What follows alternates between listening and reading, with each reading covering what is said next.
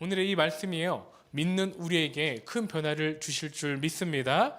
또한 예수님을 이미 믿고 살아가고 있는 우리이기 때문에요, 하나님이 주시는 변화를 우리 삶의 자리 가운데 누리고 있는지도 스스로 점검해 보았으면 좋겠습니다.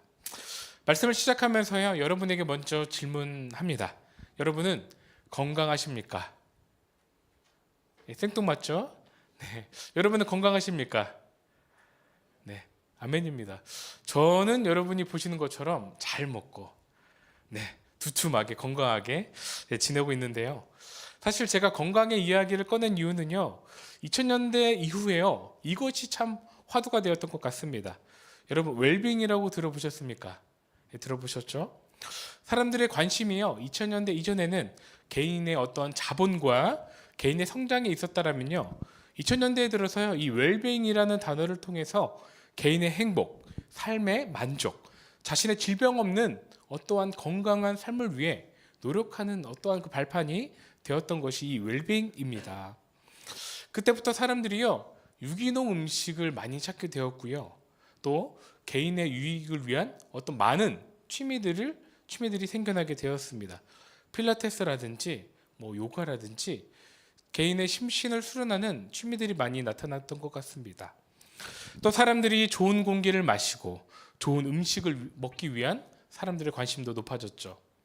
그래서 요즘 날에요, 풍경이 좋은 곳에, 또한 어떠한 경치가 좋은 곳에 가면요, 꼭 이것이 있습니다. 무엇이 있을까요? 네, 맞습니다. 카페가 있습니다. 네, 선물은 못 드리지만, 네, 단순히 커피를 마시기보다요, 그 장소를 대여하는 의미로 그 카페에 앉아서 커피를 마시며 그 멋진 경치와 광경을 보면서 소위 말해 힐링을 하는 것이죠. 그러면서 우리는 무슨 말을 합니까? 야, 너무 좋다. 힐링된다. 무엇인가 마음이 회복되는 것 같고 답답한 일상이 사라지는 것과 같은, 육체와 정신적인 힐링이 되는 것 같은 느낌이 들 때가 있습니다. 우리는 그렇게 스스로의 웰빙을 쫓아 살아갑니다. 그렇다면 신앙생활의 웰빙은 무엇일까요? 건강한 신앙생활은 무엇일까요? 오늘의 본문을 통해 함께 알아보려고 합니다. 어떠한 것을 먹거나 취미로 삼아서요, 건강하고 유익한 신앙생활이 된다면 아마 제가 1등 아닐까 싶습니다. 이렇게, 네, 잘 먹었기 때문에 그렇죠. 신앙생활은요, 어떤 건강에 무엇을 먹는 것보다, 무엇을 보는 것보다 건강의 척도는요, 육체에 관한 것이 아니라 영적인 것에 집중하는 것에 목표가 있습니다. 건강한 신앙생활이란 우리가 드러나는 어떠한 종교적인 모습과 행위보다 성경은 원론적으로 이렇게 이야기하고 있는데요, 함께 읽어보도록 하겠습니다. 시작.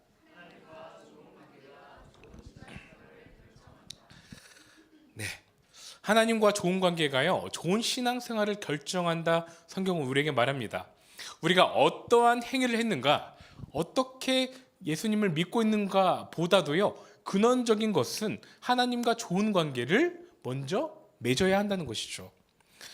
우리를 창조하신 하나님과 관계를 말하지 않고서는요, 신앙생활의 질에 대해 이야기할 수 없습니다. 신앙생활의 건강에 대해 우리는 말할 수 없습니다.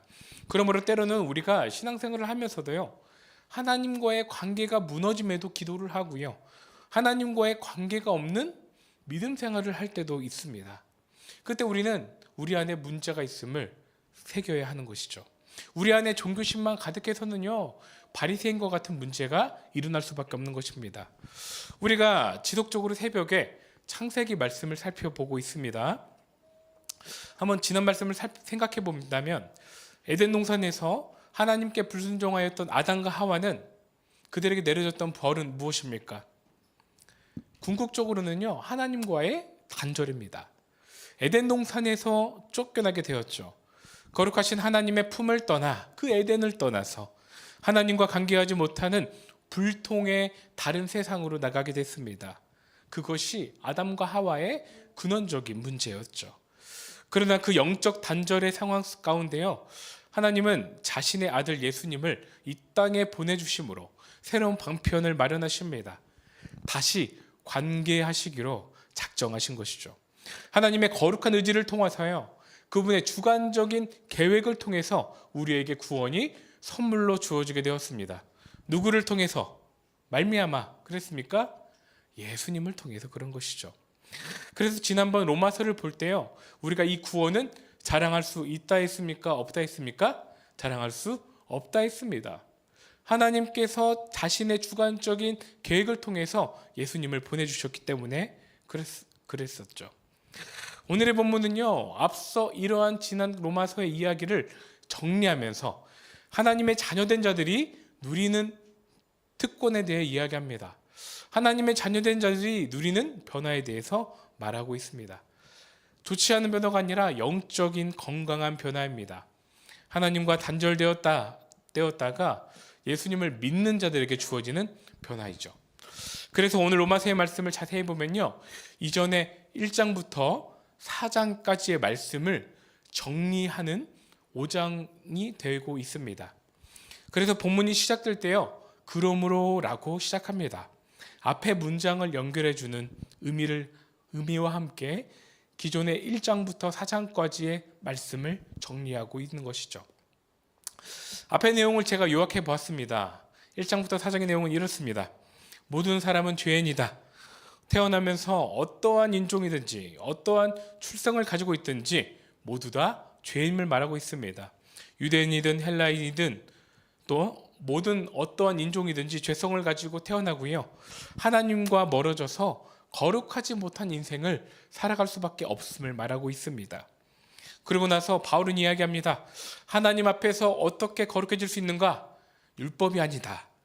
유대인의 민족적 우월성이 아니다.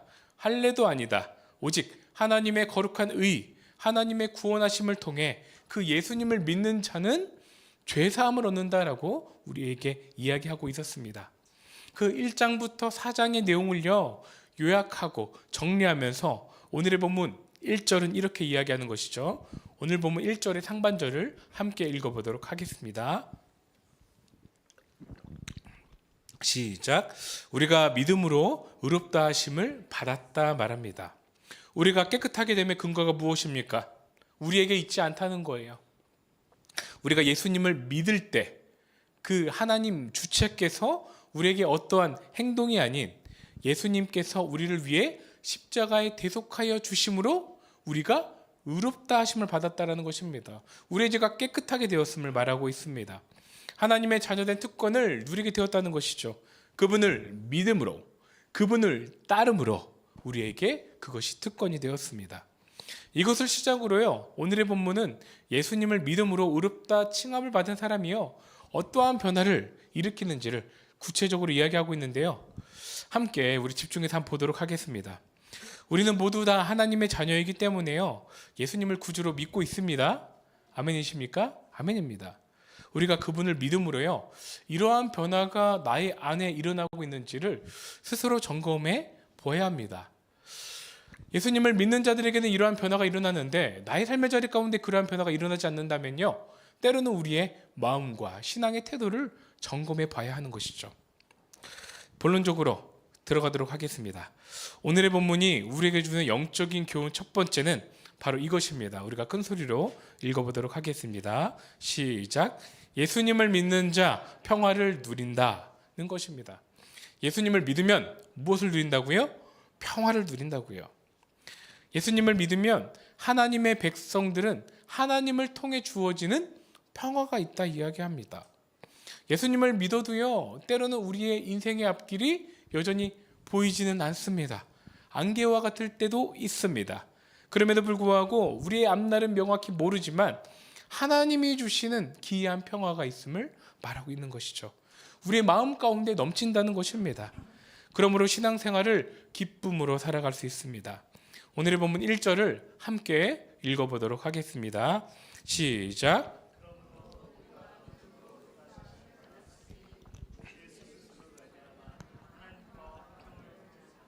아멘. 성경은요, 우리가 화평을 누리게 되었다라고 이야기합니다. 누구를 통해서입니까? 오늘의 본문을 보면 예수 그리스도로 말미암아. 우리가 이쁘기 때문이 아닙니다. 우리가 어떠한 노력 때문이 아닙니다. 예수님으로 말미암아 그분을 통해 화평, 평화를 안식을 누리게 된 것이죠.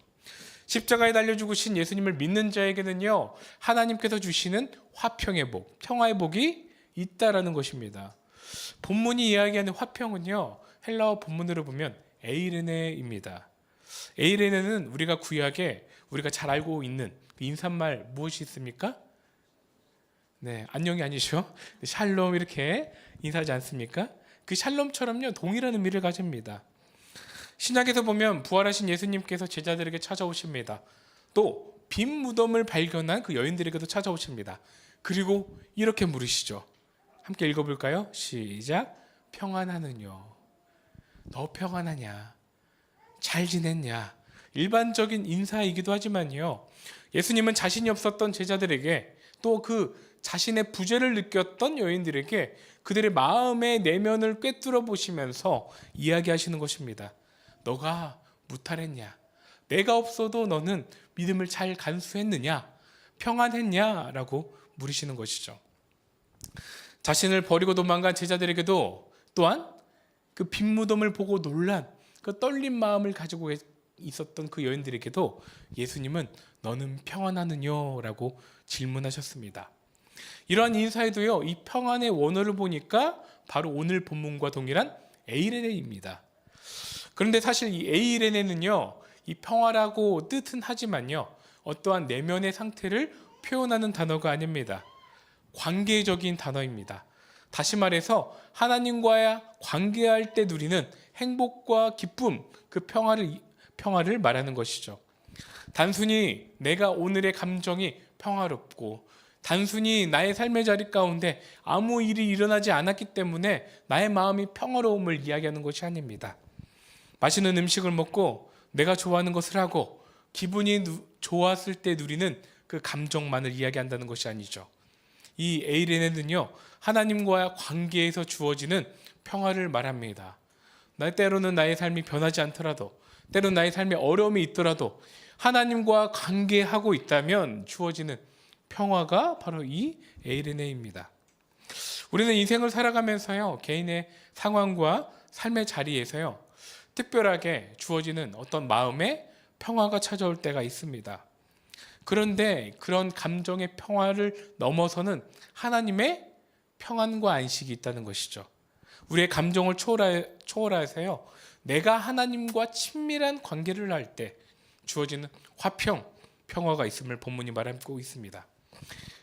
우리는 이미 예수님을 믿고 그분의 자녀이기 때문에 이러한 평화를 누려야 마땅한 것이죠. 여러분들은 어떠십니까? 이러한 삶의 평화와 안식, 화평을 누리고 계십니까? 사실 누군가 우리에게 질문할 때요, 우리는 아멘이라고 당당하게 이야기할 수 없을 것 같습니다. 우리 삶을 살아가면서요, 때로는 우리 삶에 불안과 염려, 또한 걱정들이 찾아올 때가 있는 것이죠. 그럼에도 불구하고요, 성경은 오늘의 본문을 통해 명확히 이야기합니다. 하나님을 믿는 자, 그분과의 관계를 통해 평화를 누린다. 나의 삶의 어떠한 상태인지를 초월하여서, 내가 가진 물질과 명예와 기준을 초월하여서 하나님과 친밀한 관계를 할 때 주시는 그 안식감이 있다는 것이죠.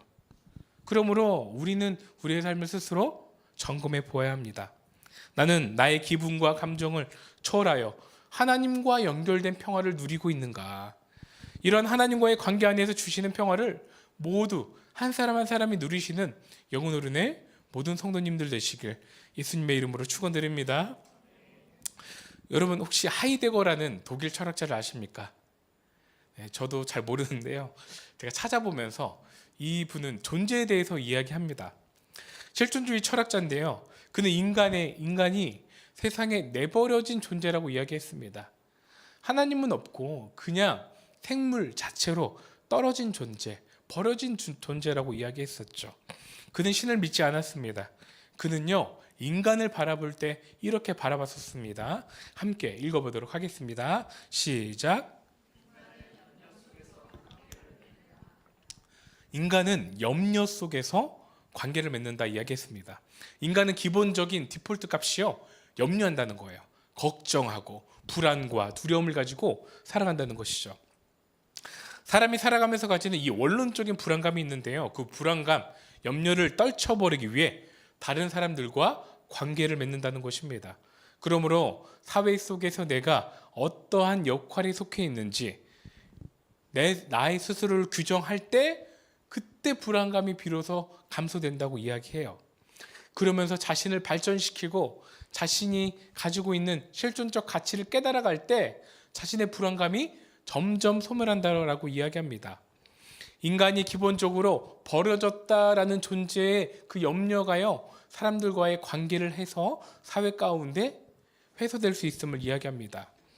다시 요약하자면요, 이 하이데거가 이야기하는 인간은요, 자신이 가지고 있는 기본적인 염려를 해소하기 위해 관계를 하는 것입니다. 그러나 오늘의 성경은 반대로 이야기하고 있습니다. 하나님을 떠난 인간은 완전한 평화를 누릴 수 없다라는 것이요. 인간이 염려를 가지고 불안함을 가진 이유는 무엇입니까? 하나님과 떠났기 때문에, 관계가 단절됐기 때문에 그런 것이죠. 하나님이 창조하신 인간은요, 본래적으로 하나님과 인간 사이의 관계가 친밀히 연결되었을 때 충만한 기쁨을 누릴 수 있는 것입니다. 그렇게 태어난 존재입니다. 생각해 봅시다. 에덴에서 아담과 하와가 하나님과 친밀한 관계를 했을 때 하나님의 얼굴을 보고 대화하고 자연 만물에게 이름을 지명해 주면서 우리가 찬양하죠. 사자굴에 어린 양이 손 넣어도 물지 않았던 그 에덴 동산의 기쁨, 그런 충만한 평화 가운데 하나님이 창조해 주신 원론적인 하나님이 주신 기쁨이 있다라는 것이죠. 그 기쁨이 예수님을 통해 누려진다는 것입니다. 그래서 구약 성경은요, 여러 가지의 선지자를 통해서요, 이 종말의 때에 평화가 임할 것임을 이야기했었습니다. 이사야 52장 7절의 말씀, 상반절에도 이렇게 이야기합니다. 같이 한번 읽어보도록 하겠습니다. 시작.